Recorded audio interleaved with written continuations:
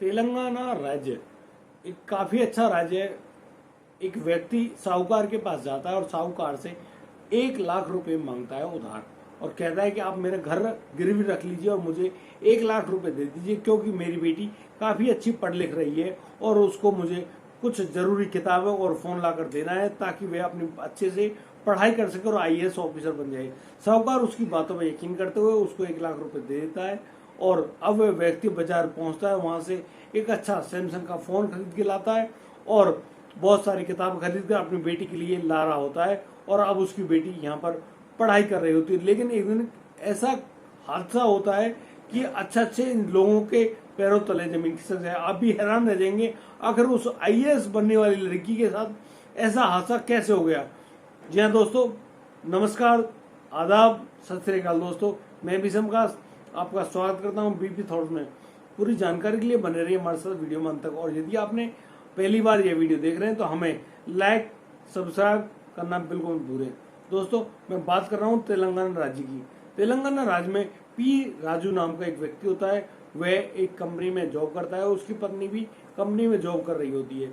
अब उसकी बेटी बीएससी में एडमिशन लेती है और वह पढ़ रही होती है। उस लड़की का ख्वाब यही होता है कि मैं एक आईएएस ऑफिसर बनूं और अपने घर की जो हालात है, यानी कि पैसों के आर्थिक हालात है, उसको ठीक कर दूं।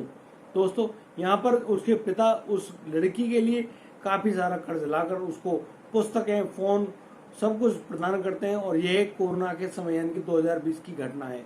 उसके तहत जब उस लड़की की जरूरत है वह पिता पूरी करता है, तो कहता है कि अपनी बेटी आप ढंग से पढ़ो लिखो और अपने बाप का और अपने गांव का नाम रोशन जरूर करना। दोस्तों, एक दिन जब उस लड़की की छोटी बहन जो कि स्कूल गई हुई होती है, वह लड़की अपने स्कूल से घर लौट रही होती है, तो घर आकर देखती है कि उसके घर का पीछे का दरवाजा खुला हुआ है जबकि मेन गेट बंद है। वह यहाँ पर काफी चौंक जाती है कि आखिर ऐसा हुआ क्या, और वह बड़ी परेशान होते हुई उस छोटे जो पीछे का दरवाजा है वहां से एंट्री करती है और देखती है कि उसके घर में काफी खून बिखरा हुआ है और काफी पैर बने हुए हैं। वह लड़की काफी हैरान होती है और अब थोड़ा सा और आगे बढ़ती है तो वह आंगन में पहुंचती है, तो वहां देखती है कि उसकी जो बहन है, यानी कि जो बड़ी बहन, वह नग्न अवस्था में उस फर्श पर बेहोश रूप में पड़ी हुई है और बहुत सारा खून वहां से बिखरा पड़ा है। दोस्तों, वह लड़की अपनी बहन को देखकर चिल्ला उठती है, बहुत तेज जोर से चिल्लाती है, और उसकी चिल्लाने की आवाज को सुनकर उसके आस पड़ोस के सभी लोग वहां पे इकट्ठे हो जाते हैं और उस मंदिर को देखकर उसके माता पिता के पास भी फोन करते हैं ताकि वो लोग भी मौके वारदात पे आ जाएं। पुलिस भी तब तक वहां पहुंच चुकी होती है और पुलिस अब प्रथम दृश्य ये देखती है वह लड़की जो वहां पर बेहोश पड़ी हुई थी वह अब बिल्कुल मृत हो चुकी है, यानी कि उसमें अब कोई भी सांस बाकी नहीं है। और प्रथम दृष्टया महसूस हो रहा था कि उस लड़की के साथ कई लोगों ने मिलकर दरिंदगी करी है, यानी कि उस लड़की का प्राइवेट पार्ट बहुत बुरी तरह से क्षतिग्रस्त था और बहुत सारी ब्लीडिंग उसके प्राइवेट पार्ट से हो रही थी, और जिसके कारण उस लड़की की मौत हुई है। दोस्तों, पुलिस उस लड़की के शव को अपने कब्जे में लेकर हॉस्पिटल पहुंचाती है, अस्पताल ले जाकर उसका पोस्टमार्टम कराने के लिए कहती है, और उस परिवार में आकर दोबारा आती है और पूछती है कि आपकी लड़की के साथ कोई बातचीत तो नहीं, कहीं कोई प्रेम प्रसंग का मामला तो नहीं। लेकिन दोस्तों, यहाँ पर जो लड़की है उसके पिता कहते हैं कि उनकी जो लड़की है वह लड़की बेहद अच्छी, सुंदर और बहुत अच्छे स्वभाव की लड़की है। वह लड़की कभी भी ऐसा काम नहीं कर सकती, वह तो खुद आईएएस ऑफिसर बनना चाहती थी, और मैं उसकी ख्वाबों को पूरा करने के लिए जी तोड़ मेहनत कर रहा था। उस लड़की के लिए बहुत सारे मतलब कि फोन भी लेके आया था और बहुत सारी किताबें भी लेके आया था। जब वह पी राजू बताता है कि फोन लेकर आया था, तो अब जो पुलिस है वह उसके फोन को बरामद करने के लिए बोलती है, तो उसके कमरे में उसका फोन मिल जाता है, लेकिन उस फोन में कुछ इस प्रकार का पैटर्न लॉक लगा होता है जो कि नहीं खुल रहा होता है। पुलिस अब उस फोन को भी फोरेंसिक लैब भेज देती है और उसका पासवर्ड अनलॉक कराने के लिए बोला जाता है। दोस्तों, अनलॉक कराने में 2 दिन का वक्त लग जाता है, और जैसे ही उस फोन को अनलॉक करा के पुलिस के सामने लाया जाता है तो पुलिस उसके अंदर की जानकारी को पाकर काफी हैरान रह जाती है। दोस्तों, पूरी बात को मैं विस्तार से बताना चाहता हूँ कि आखिर होता क्या है उस लड़की के साथ।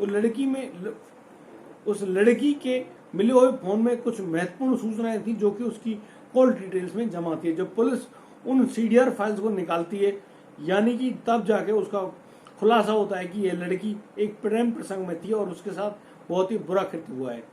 एक लड़का होता है विजय कुमार का, वह लड़का भी आईएएस की तैयारी कर रहा होता है। उसके नंबर पर बहुत सारी कॉल भी थी, व्हाट्सएप कॉल भी थी, और पुलिस इसी बात को अपने संज्ञान में लेकर उस विजय कुमार के एड्रेस, विजय कुमार द्वारा बताए गए एड्रेस पर पहुंचती है और उस लड़के को पूछताछ करने के लिए पुलिस स्टेशन ले आती है।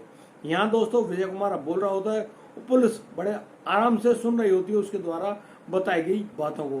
दोस्तों यहाँ पर विजय कुमार कहता है कि वह और वह लड़की एक दूसरे के बहुत अच्छे दोस्त थे। पिछले 1 साल से वो एक दूसरे से काफी अच्छी बातें कर रहे थे और वो अच्छे बॉयफ्रेंड गर्लफ्रेंड भी बन गए थे। लेकिन एक दिन जब वह लड़का उस लड़की के घर के नजदीक होता है तो वह कहता है कि मुझे तुमसे मिलना है, मुझे तुमसे मिलना है। तो वह लड़की मना कर देती है कि अब जब मिलना जुलना होगा वो आईएएस बन जाने के बाद होगा, विजय आप अपने घर रहिए। लेकिन वह विजय उससे जिद करने लगता है कि नहीं नहीं मुझे आपसे मिलना है। तो दोस्तों वह लड़की भी मना नहीं कर पाती और फिर उसको अपने घर बुला लेती है। और दोस्तों जब वह लड़की उसको पीने के लिए पानी देती है तो वह विजय 2 गोलियां लेकर अपने मुंह में डाल लेता है और पानी पी लेता है। यहाँ पर जो लड़की पूछती है कि विजय आपने ये क्या खाया है, तो वो उसको कहता है कि मेरी तबीयत खराब है, मैंने उसकी दवाइयाँ ली हैं। दोस्तों वो जो दवाइयाँ होती हैं वो काफी शक्तिवर्धक होती हैं, यानी कि जो हमारे सेक्स करते समय जो इस्तेमाल की जाने वाली जो दवाइयाँ होती हैं ये वो दवाइयाँ होती हैं। दोस्तों उन दवाइयों को लेने के बाद जैसे ही उसकी हालत में गड़बड़ होनी शुरू हो जाती है तो विजय कुमार उस लड़की से बार बार शारीरिक संबंध बनाने की गुजारिश कर रहा होता है। यहाँ पर वह लड़की उससे मना कर देती है, लेकिन जब वह उसके हाथ पैर पकड़ने की कोशिश करता है और हाथ जोड़ने की कोशिश करता है तो वह लड़की उसकी बात मान जाती है और अब दोनों निर्वस्त्र होकर अपने कमरे में शारीरिक संबंध बना रहे होते हैं। और वह लड़का उस लड़के पर उन दवाइयों का असर कुछ इस प्रकार से हो रहा था कि वह लड़का उस लड़की के ऊपर अब बिल्कुल भी नहीं रुकना चाह रहा था और बिल्कुल भी नहीं रुकता है। वह लड़की उससे बार बार गुजारिश करती है कि रुको रुको, मुझे तकलीफ हो रही है, दर्द हो रहा है और मुझे लग रहा है कुछ खून भी बह रहा है, तुम अब रुक जाओ, तुम्हें इस प्रकार की कोई प्रक्रिया नहीं करनी चाहिए। लेकिन वह जो लड़का है विजय कुमार वह नहीं रुकता है और लगातार उसके साथ संभोग कर रहा होता है। दोस्तों उस लड़की की अब बेहोशी छाने लगती है, उस लड़की को बहुत ज्यादा ब्लीडिंग हो रही होती है उसके प्राइवेट पार्ट से, लेकिन विजय कुमार बिल्कुल नहीं रुकता है। तो अब लड़की के मुंह से आवाज निकलनी बंद हो जाती है। तो इसी बात को वह विजय कुमार देखता है और विजय कुमार वहां से खड़ा हो जाता है और फिर अब वह भागने की जुगत में होता है। तो वह लड़की उससे कहती है कि विजय कुमार मैं आपको कभी भी परेशान नहीं करूंगी, मैं आपको बिल्कुल नहीं फंसाऊंगी, अब मुझे हाथ जुड़वाकर आप हॉस्पिटल ले चलो, उससे मेरी जान बच जाएगी वरना मैं यहाँ पे मर जाऊंगी। लेकिन दोस्तों यहाँ पर जो विजय कुमार है वह बहुत ज्यादा घबरा जाता है कि पुलिस अब उसके साथ बहुत बुरा कृत्य करेगी, वो उसको पकड़ा जाएगा और उसको बहुत ज्यादा पीटा जाएगा और उसको जेल भी भेज दिया जाएगा। दोस्तों यहाँ पर उस लड़की को वह ऐसे ही चिल्लाते हुए छोड़ जाता है और वहां से भाग जाने की जुगत में होता है। वह मेन दरवाजे से नहीं जाता, पीछे एक दरवाजे को खोलकर वहां से 9-11 हो जाता है। वह लड़की अब कुछ चलने की या बोलने की कोशिश करती है, लेकिन वह बेहोशी की हालत में होने से उसकी आवाज नहीं निकल पाती और वह बोल भी नहीं पाती है और वह लड़की वहीं पर गस खाकर गिर जाती है और उसके साथ बहुत ज्यादा ब्लीडिंग होने के कारण वह लड़की वहीं पर ढेर हो जाती है।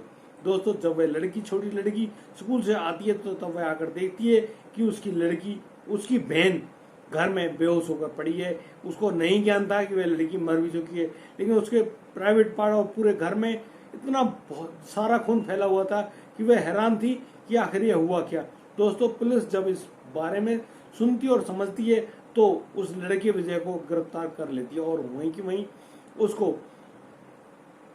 कोर्ट में जज के सामने पेश करते हुए उस पर गंभीर धाराएं लगाकर एक ऐसा मजबूत केस बनाया जाता है कि इस लड़के ने शक्तिवर्धक गोलियां खाकर एक होनहार लड़की के साथ इतना बुरा कृत्य किया, उस लड़की को जान से मार दिया।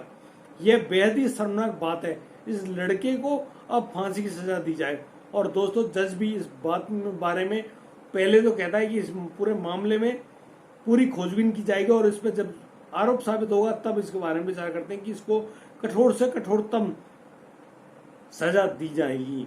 दोस्तों उसको इसी बात को कहकर करीब 6 दिन के पुलिस रिमांड पर भेज देती है और पुलिस उस लड़के को पुलिस रिमांड पर ले जाती है। दोस्तों मैं अब आपसे कुछ पूछना चाहता हूँ, क्या उस लड़की के साथ सही हो रहा था? क्या उस लड़की ने पढ़ाई लिखाई और अपने बाप के लिए जो भी सपने सजाए थे क्या वो सही थे? क्या इस प्रकार से फोन पर की गई बातों पर हम लोगों को यकीन कर लेना चाहिए? क्या उस लड़की के साथ सही हुआ या गलत? आप अपनी राय हमारे कमेंट बॉक्स में दे सकते हैं। हम आपकी राय और आपके आशीर्वाद को बिल्कुल समझेंगे और आगे के लिए अप्रिशिएट करेंगे। दोस्तों, हमारा इन घटनाओं को सुनाने का ऐसा कोई मकसद नहीं है कि हम आपको दुख पहुंचाना चाहते हो। हम सिर्फ इन घटनाओं को इसलिए बताते हैं कि ताकि आप जागरूक बने और अपने बच्चों को भी बचा कर रखें। दोस्तों, फिर मिलता हूँ कि नई वीडियो में।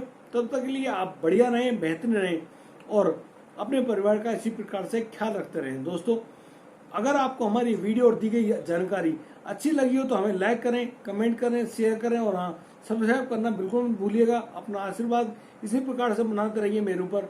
मिलता हूँ नई वीडियो में। जय हिंद, जय भारत।